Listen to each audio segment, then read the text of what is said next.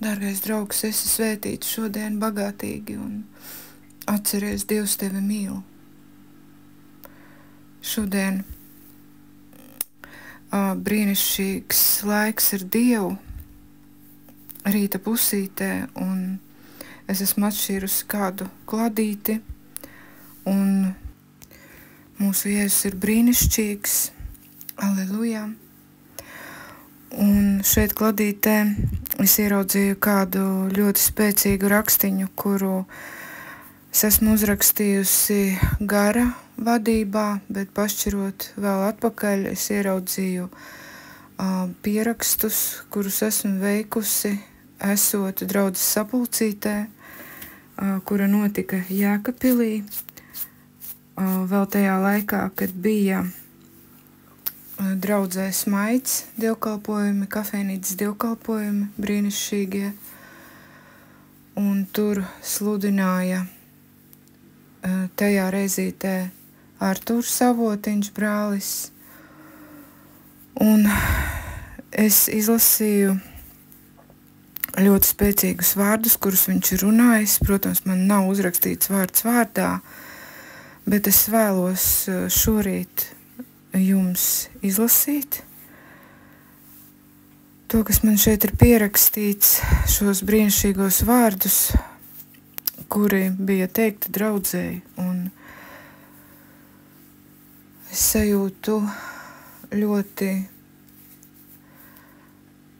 brīnišķīgu starp šīm rindiņām, brīnišķīgu Dieva klātbūtni un Dieva spēku, kas vēlas pacelt cilvēkus, un es ceru, ka tas pacels arī tevi, dārgais draugs. Jā, esi svētīts bagātīgi. Tātad Artūrs sludināja: mums ir jāsaprot Jēzus upuris līdz galam. Svarīgāk par visu ir meklēt Dieva godību ikdienā. Tādēļ atdalies no draugiem. Te ir teikts tādā nozīmē, es saprotu, atdalies no tādiem draugiem, kuri neļauj tev pavadīt laiku ikdienā ar Dievu. Tas ir tāds mans mazs iestarpinājums, un arī uz priekšu es droši vien arī turpmāk kaut ko komentēšu. Atdalies no draugiem. Par maz mēs esam Dieva godībā. Mēs negribam nekad pazaudēt Dieva garu, un mēs negribam pazaudēt Dieva klātbūtni. Es izjūtu garā, ko man darīt. Dievs ir rūpējis par tevi. Viņš ir norūpējies, ja tu slikti jūties, ja tev ir grūti. Jo Dievam nav viegli noskatīties, kādas izvēles izdara tie, kuri ir atdevuši savas dzīves viņam. Dievs ir norūpējies, bet mums no savas puses ir jābūt stipriem, un mums ir jābūt drošiem. Tomēr dzīve ir dzīve, un mēs dažkārt paklūpam. Jā, nav viegli uz to noskatīties, sāp sirds par kādu. Bet paldies Dievam, ka tu turpini kalpot. Daudz izsaukuma zīmes. Zūd cerība, un tomēr Dievs aicina būt stipriem, Dievs aicina būt drošiem, un tas ir tas, kam mēs esam aicināti. Un es esmu pateicīgs par to. Kopā ar Dievu tiksim tālāk, un nekādas bezcerības. Kopā ar Dievu nav nekādas bezcerības tev. Dēlu mammām jānoliek gultā ir Bībele. Kādu dienu viņi sāks kalpot Dievam. Visi draugi pazudīs tad, viens pēc otra, lai kāds tusētājs tu esi, un tā ir gudrība. Vai rajons, kurā tu dzīvo, ir krimināls rajons? Lūdz par vietu, kur tu dzīvo. Netēlo neko no sevis, vienkārši lūdz. Aleluja! Jo Jēzus, viņš var darīt kaut kādas lietas strauji, kad mēs lūdzamies. Cilvēks pēkšņi var atgriezties pie Dieva, un Dievs var aicināt kalpošanā kādus tavu lūgšanu dēļ, un viņu dzīves var sākt mainīties no narkomāniem par kalpotājiem. Parunā ar kādiem vienkārši, parunā un pasaki, ka kalpot Dievam ir izaicinājums, tā ir svētība. Tavā dzīvē sāksies izaicinājumi. Cilvēki iekrīt grēkos, cilvēki aiziet prom no ticības, taču Dievs brīdina, kas sekot Jēzum ir izaicinājums. Tas ir izaicinājums. Mēs tiekam izaicināti ārā no šīs pasaules. Tādēļ es nedrīkstu būt vājš karotājs. Ja cilvēks ir iestājies armijā, tev nebūs vairs jautājumu, cilvēkam vairs nebūs jautājumu, kāds var iešaut, kāds var iesist. Tas ir aicinājums. Mums ir jāpiepilda savus aicinājumus, mums ir jāiet tajā, un mēs varam iet tajā aicinājumā, kādā Dievs vada mūs ar Dieva palīdzību. Viss labi izdosies. Ar Dievu mums viss labi izdosies. Kādi domā, ka grēkam ir arī atlēdes? Kādi domā, ka tāpat kā Dievs atlēž grēkus, tāpat Sātans iedot mazāku cenu par to, lai var grēkot. Viņš pasaka, tas neko nemaksā. Narkotikas tev par brīvu šodien. Jā, bet rīt jau tu vari būt miris. Tāpat kā pie Dieva tu esi dzīvs, Sātans imitē Dievu. Pie Sātana cilvēks ir miris. Taču nepadodies, tev ir jācīnās pret grēku. Tev ir jācīnās pret ļaunumu savā dzīvē. Tādēļ neviens, lai tavas dzīves laikā nav spējīgs tev turēties pretī. Bībelē ir teikts, esi stiprs un drošsirdīgs.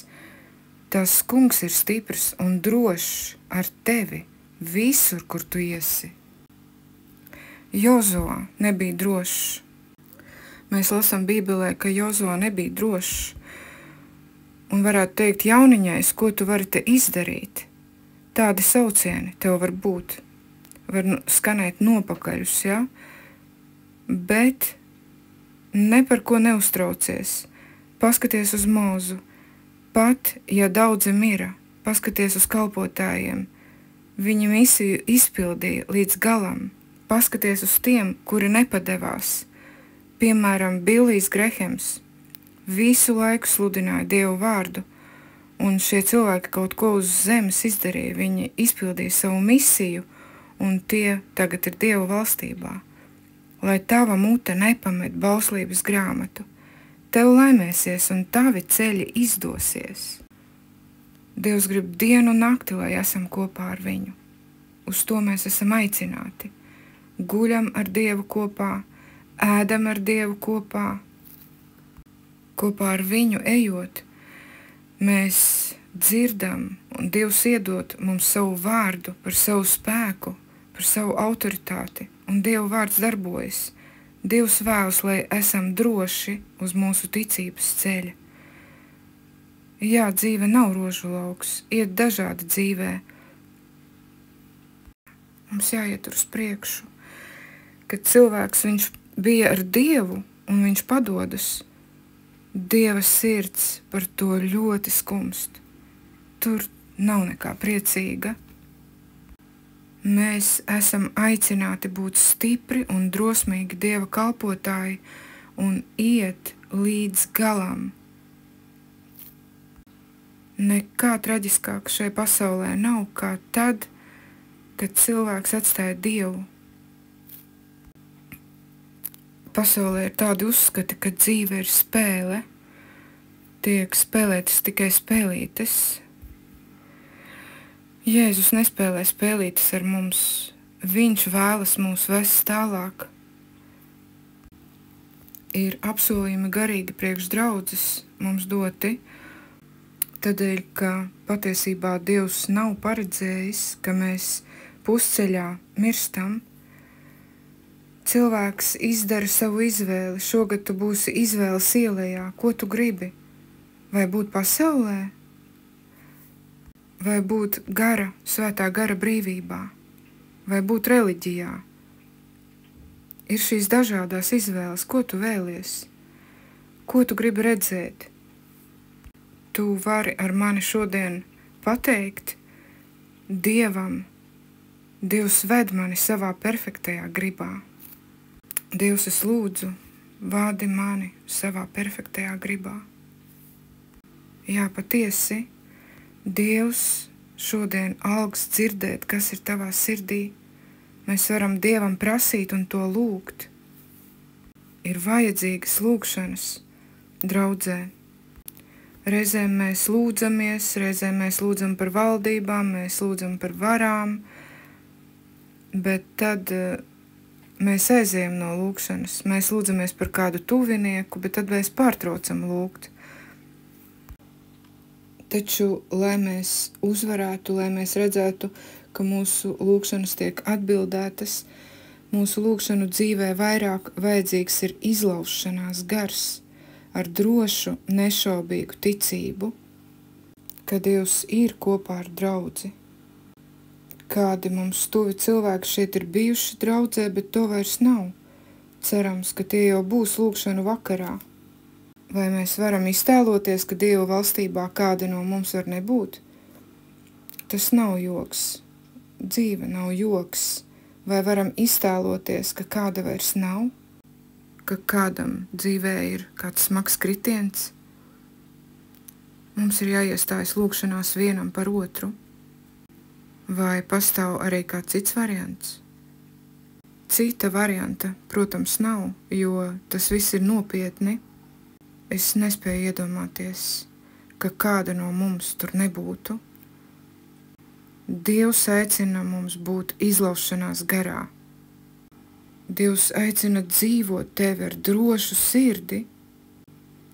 Dievs ved tālāk, būt ar viņu un dzīvot draudzes apsolījumos. Dievs domā plašāk, un arī mēs esam aicināti tā domāt kā viņš. Dievs mums ir pavēlējis būt stipriem un drošiem Jēzū. Āmen! Ko es paņēmu no šīs svētrunas, cauri visai šai vēstī izskanēja doma nebīsties. Dievs ir ar tevi, un ja tu esi pakritis, celies augšā, negulšņā, nepaliec grēkos, nepaliec ar tiem cilvēkiem, kuri tevi velk atpakaļ, nepaliec tumsā, lūdzies, turpini cīnīties, lai tevī ieslēdzas cīņas gars par sevi, par savu dzīvību. Turpini meklēt, turpini klaudzināt. Dievs atvērs, viņš noteikti atvērs, viņš izvedīs, viņš atbrīvos, viņš dziedinās. Lūdzies, iestājies arī par to teritoriju, kurā tu esi, kurā tu atrodies. Lūdzies par saviem tuviniekiem. Tici draudzes apsolījumiem. Dievs ir svēts un viņš darīs tevi svētu. Tev ir savas cīņas, bet Dievam ir savas atbildes. Un viņš tevi ir atpircis ar savām dārgajām asinīm. No katra grēka, no nāves, no katras bezcerības. Viņš tev ir devis cerību un viņš tev ir devis ticību, lai tu piepildītu savu aicinājumu un tev viss labi izdosies. Turpini. Dievs, paldies tev, Kungs Jēzu. Dievs, kad tev ir šis ceļš priekš mums, tev ir liela mīlestība priekš mums, tev ir celšana priekš mums. Dievs, tu vari mūs pacelt, tā ka mēs esam stipri karotāji, tā ka mēs izcīnam savas cīņas kopā ar tevi, tā ka mums nav nekādu šķēršļu iet tālāk, un mums un mūsu līdzcilvēkiem nav jābūt pazudinātiem. Mēs varam būt uzvarētāji neatkarīgi no mūsu grēku daudzuma, vai lieluma, vai stipruma. Pateicos tev, debesu Tēti, pateicos tev, ka tu mūs ved tālāk šajā brīdī. Dievs, ka tu pieskaries ar savu roku, ka tu nomazgā katru grēku, ka tu attīri ikvienu no katra grēka, izved no katras nāves, no meliem, svētī un cel katru, lai ik viens var baudīt tavu brīnumdarošo spēku savā dzīvē, lai ik viens var baudīt tavas rūpes, tavu mīlestību, tavu gādību, tavu prieku, mieru. Dievs, lai tavas rokas katru, kurš tagad lūdzās, apņem, lai katra sirds piepildās ar Dieva gaismu, ar Dieva spēku, ar Dieva mīlestību, lai katrs spēj to piedzīvot, lai katrs var nonākt Dieva plānā, Dieva valstības plānā un kopā ar visiem svētajiem teikt Dieva vārdu, kopā ar visiem svētajiem pateikties, dziedāt slavu, lai katrs ik viens to brīvs un cer vairāk un vairāk uz tevi, lai Dieva prieks piepilda sirdis. Halleluja! Dievs, pateicos, tu esi brīnišķīgs, brīnišķīgs Dievs, brīnišķīgs Dievs. Un tev ir varena un liela mīlestība priekš katra no mums, un tev ir brīnišķīgas svētības, brīnišķīgas dāvanas, brīnišķīgi apsolījumi. Un tev ir miera ceļš un brīnišķīgs apmierinājums šai dienā. Aleluja! Vienkārši, cik labs ir Dievs, vai tu jūti to? Es ceru, jā, ka tu saņēmi no šīs vēstas kādu stiprinājumu, kādu iedrošinājumu vārdu. Un es ļoti vēlos, lai tavs gājums, lai tavs skatiens, lai tavas domas, lai tas viss ir vairāk atbalstīts uz Jēzu, uz viņa izvēlēm, uz tām izvēlēm, kuras Dievs grib tev dot. Lai šīs domas ir piepildītas ar Dievu, ar viņa patiesību. Un tu baudi arvien vairāk un vairāk, ka tavi ceļi un tavas izvēles, kad nes svētību arvien vairāk tev un arī apkārtējiem. Mīļais draugs, paliec ar Dievu. Paliec šeit, paliec viņa klātbūtnē. Paliec viņa realitātē šeit, kur mēs esam dziedināti, kur mēs esam mierināti, kur mainās mūsu dzīves, kur mēs esam svētīti un pacelti.